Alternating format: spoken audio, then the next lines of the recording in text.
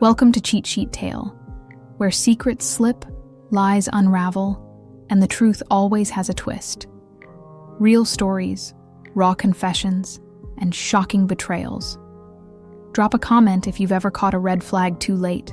Now let's get into today's tale. Despite my efforts to be kind, it's disheartening that my sister-in-law spoke with an icy tone, seemingly pushing me away. She remained resolute about claiming my brother's estate and showed no willingness to compromise. I couldn't shake the growing anxiety that enveloped me, casting a shadow on my spirits. I'm Lena Morgan, a 27-year-old doctor at a university hospital. My brother recently passed away, and today marks his funeral. I find myself at his house, surrounded by people who remember him. Amidst the crowd, Monica, my brother's wife, approached me. "Aha, there you are, Lena.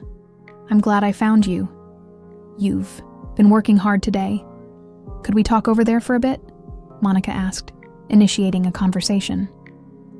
"Yes, Dosaline?" "Sure," I replied, following her. My brother and Monica married 3 years ago and moved into the spacious house where we grew up. The house, meticulously built by our parents, boasted a large garden and other features. Despite our comfortable living arrangements, our family faced challenges. My mother battled a chronic illness, confining her to a hospital since my early childhood. My father's wealth allowed us a comfortable life, but he too succumbed to overwork and joined my mother in death. Left alone in the large house, my brother and I became each other's company. Though he continued living there and flourished in his medical career, I ventured into a life of my own after university. The days leading up to my brother's funeral passed in a blur. As we moved from crowded rooms to quieter hallways, Monica approached me with a grave matter. "Actually, there's something I need to talk to you about, Lena. It might seem too soon after the funeral, but it's about the inheritance. It's a very important matter, so I believed it was necessary to have a discussion with you beforehand." However, I found myself bewildered and uneasy as Monica suddenly broached the topic of inheritance. Are you talking about my brother's inheritance?" I asked, seeking clarification. "Yes, that's right. Since we don't have children, the inheritance would be between you and me. Legally, I would get 3/4 and you 1/4, so I would inherit $1 million, Monica explained, her hand covering her mouth, a subtle smile forming. Her revelations didn't stop there. "Oh, and I'll be taking this house too. After all, it's the house where I lived with Daniel, and it's filled with our memories. As his wife, it's only natural that I inherit the house, right?" she continued. "What I wanted to confirm with you, Lena, was this. You don't have any objections, do you?" Monica spoke gently and calmly, but there was a lack of the expected sorrow over losing her husband. I had only met Monica at my brother's wedding, making this our second encounter. The indescribable unease I felt during our first meeting returned as I observed her behavior. Back then, I only vaguely understood. But now, after losing my brother, she seemed to be revealing her true nature. Unable to contain my discomfort, I confronted Monica. "Monica, I think this is not the way such important matters should be discussed. Properly on another day," I asserted. Upon my objection, Monica suddenly turned distant. Her previously calm face tightened, and she looked at me with cold eyes. "Oh, is that so? I'm trying to be nice, and yet you don't understand. What a pity. Well, I have a reliable lawyer. I will make sure to get my share of the inheritance," she said, her tone condescending. "I married Daniel because he came from a wealthy family. Why would I marry such a serious and boring man for any other reason? He was truly uninteresting, and I'm genuinely relieved that he's gone from this world." I couldn't believe what Monica was saying. My bad premonition about my sister-in-law was proving true. Did my brother know this side of her? If he did, why did he choose to marry someone so unsuitable for him? Shocked and unable to say anything, I watched as Monica walked away, having said what she wanted and seeing my reaction. She probably felt there was no need to stay any longer. I stood there frozen, overwhelmed by complex emotions. Even after returning to my own home, I felt downcast and engulfed in gloom. I had a feeling that more unpleasant things might follow, leaving me restless. As these thoughts weighed on me, I found myself reminiscing about the years spent with my brother, feeling as if my heart would burst. Realizing I was now alone, tears involuntarily traced my cheeks. Then a precious promise I had made with my brother vividly came back to me, as if I were seeing it right in front of my eyes. Lena, I decided when I grow up, I'll become a doctor, one bit enough to cure Mom's illness. If Big Brother is going to be a doctor, then I'll become one too. We'll study together and find a cure for Mom's illness, right? Let's work hard to become doctors together. Then Mom will surely get better.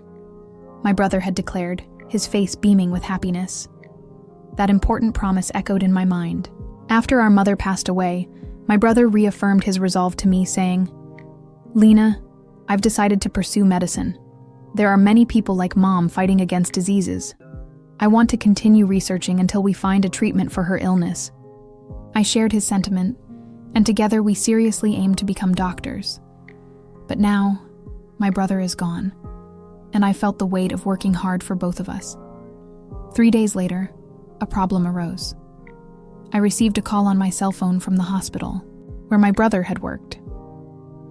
The caller, Jason, a subordinate of my brother, apologized for contacting me suddenly and expressed a need to discuss something regarding Daniel's wife. Agreeing to meet at the hospital, I waited in the cafeteria for Jason. He soon appeared and got straight to the point after a brief greeting. He explained, "Actually, yesterday Monica suddenly came to the ward. She brought some sweets, saying, 'My husband received great care here.' Then she asked who was the closest to her husband among his colleagues. Describing Daniel as kind and dependable, Jason recounted their college days and work experiences. However, Monica's line of questioning seemed to change, as if she was probing for something more. She then asked, "Is there anything my husband was hiding from me?" Instinctively feeling that getting further involved was dangerous, I answered, "Not that I know of." Suddenly, Monica raised her voice, demanding to see where her husband's belongings were. She insisted that she could check them right there, threatening consequences if anything hidden was found. Understanding that Monica was searching for something related to the inheritance, Jason explained that he refused her request, citing the confidential and personal nature of the ward. However, she was later seen wandering around the hospital, probing other staff. I couldn't forgive Monica for barging into my brother's workplace and troubling unrelated people. Deciding it was best to meet with her directly and settle things, I thanked Jason and was about to leave when Monica appeared at the hospital entrance. It seemed like she was planning to probe around the hospital again today.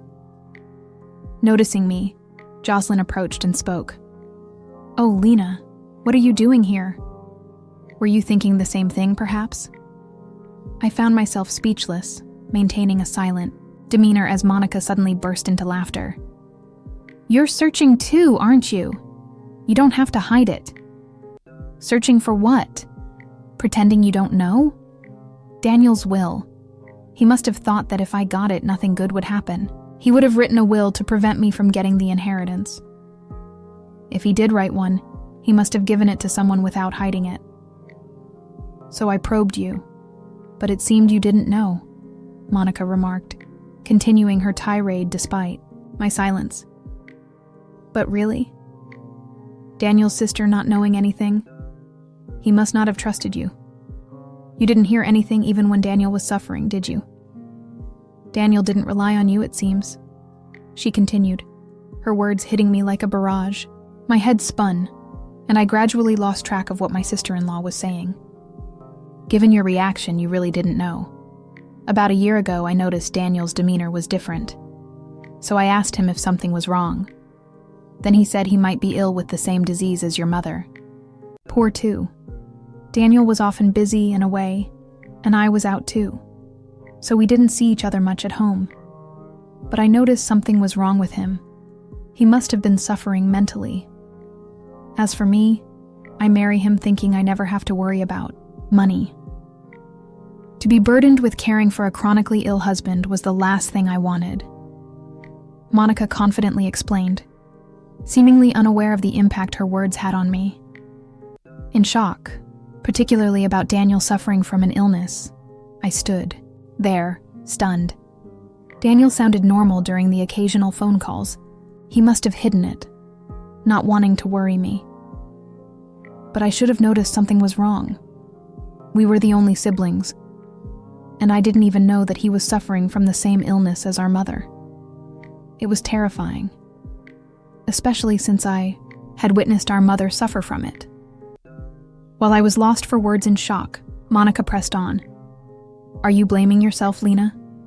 Honestly, you and your brother are too serious and gloomy. It's sickening.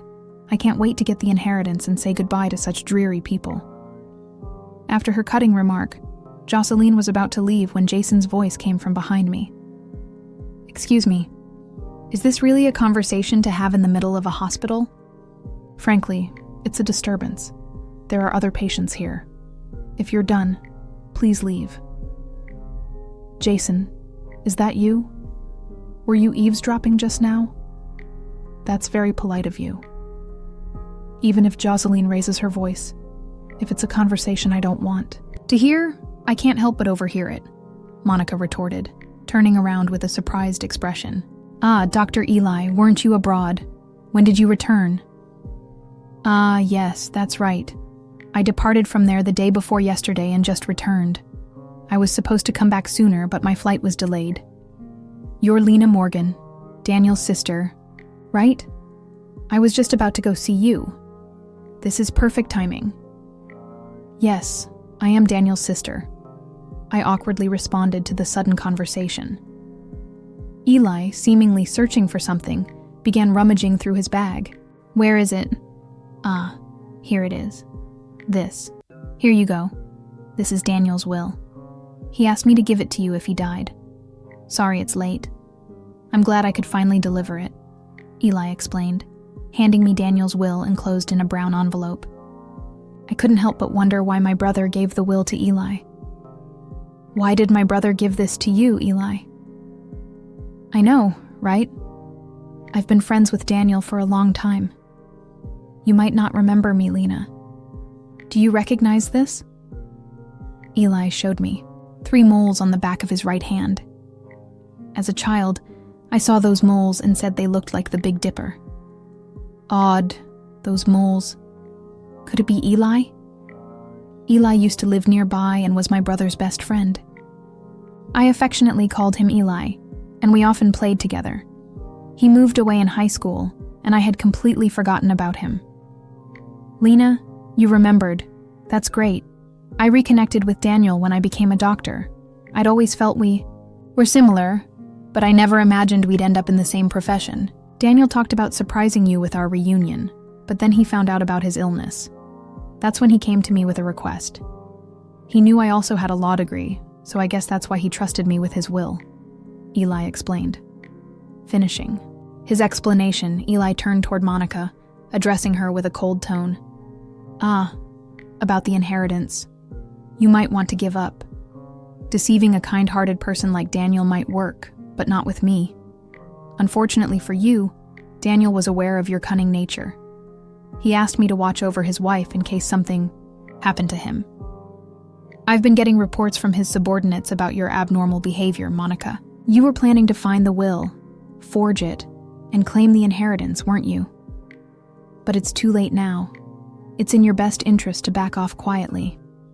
Besides, Daniel said the right use of the inheritance is something only my sister Lena would understand. I see.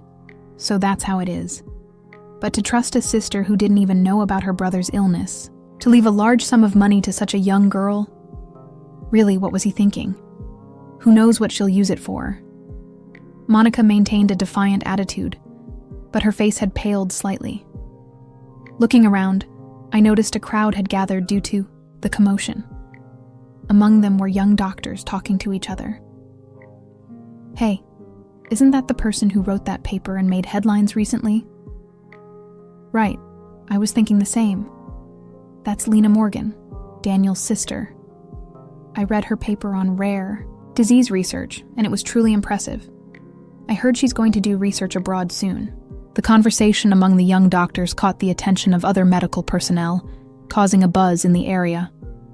More discussions were overheard. Isn't that Daniel Morgan's wife causing a scene? She's famous for being seen around 5th Avenue. Oh, that's true. Shopping for luxury brands, going on trips, living a flashy life. I heard she's been supporting a gigolo. Maybe she's after the inheritance. That's possible. I mean, she's been wandering around the hospital asking questions. It's creepy. Amidst various conversations, I realized I hadn't yet checked the will from my brother. I peered into the brown envelope in my hands. Inside there was a piece of stationery and a white envelope marked will. Upon opening it, I saw it began with "To Kathy" in my brother's handwriting. As I read through it, I was so shocked by the contents that I instinctively handed the will to Ely. Ely, this is... After reading the will, Ely smiled quietly and addressed Monica. Monica, it seems you've lost. Daniel was planning to end his marriage with you. The letter says so. About the marriage certificate you forced him to write, it seems Daniel never submitted it, so he wanted to assure his sister that she could rest easy. You and Daniel were effectively in a common law marriage. You never had any right to the inheritance in the first place. That's a lie. There's no way he would do such a thing. Monica's momentum faded, and she began muttering quietly to herself. Kath, can I see that envelope too? May I? Oh, sure. Ely peered inside the brown envelope and confirmed its contents, then added another blow. Here's the official will as well, Monica. If you want to see for yourself, I won't stop you. Feel free. Monica's face turned ashen, and she looked visibly upset. She seemed at a loss for words, her lips trembling. Continuous criticism of Monica rose from the onlookers. Jocelyn, now without an escape, was frozen in place. Soon, the hospital's administration, alerted by the commotion, had the crowd dispersed to their respective duties. When I looked up again, Monica was gone. After that day, she disappeared from our family home and never reappeared before me. Following my brother's will, I inherited the estate. My research paper on the rare disease that affected my mother and brother received high acclaim, leading me to relocate overseas to continue my research. Part of the inheritance was used as a donation to help those suffering from the rare disease, and the rest was allocated for research funding. Eli, my brother's best friend, and now more than that, became my life partner. We, as medical colleagues working abroad, are planning to register after our marriage this June. Our hope to free more people from the grip of the disease that afflicted my mother and brother remains unchanged. Together, as husband and wife, we aim to continue our research, supporting each other along the way.